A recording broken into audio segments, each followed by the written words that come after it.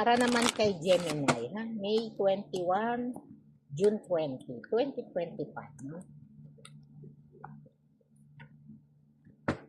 Itong zodiac sign na to, ha, para bukas to, no?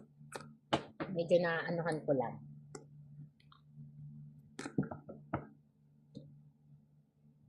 Ito na naman, no? Bakit palaging ito? Palaging ito. Gemini, gumalaw ka. Pag puro ikaw. Sige po. Pantay lang. Excited si Gemini, ha?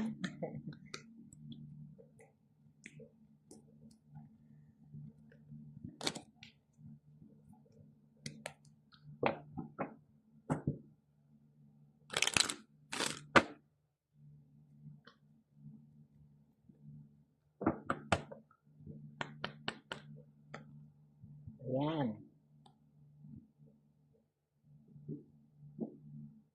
Andito pa rin po, no? Para kay Gemini, no?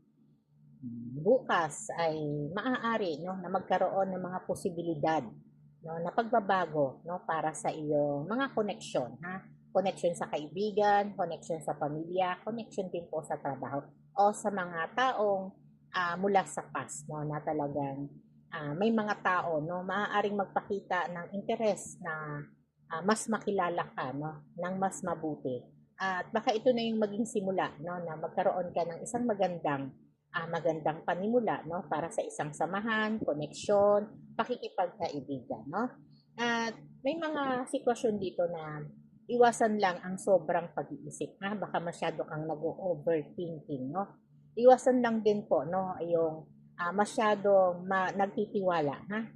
Dito medyo yun lang ang i-adjust mo, no. At pag-iisip ng mga negatibo o pagtanggap ng mga negatibong balita na pwede mong ma-absorb, no? Dahil maaari itong maaari nitong sirain ang iyong maghapon, no? At ito yung maging dahilan, no, na para mawala ka sa focus po, no? At ang swerteng kulay naman po para sa iyo ay kulay dilaw, no? Ay magbibigay saya at ang numero naman ay numero 3, no?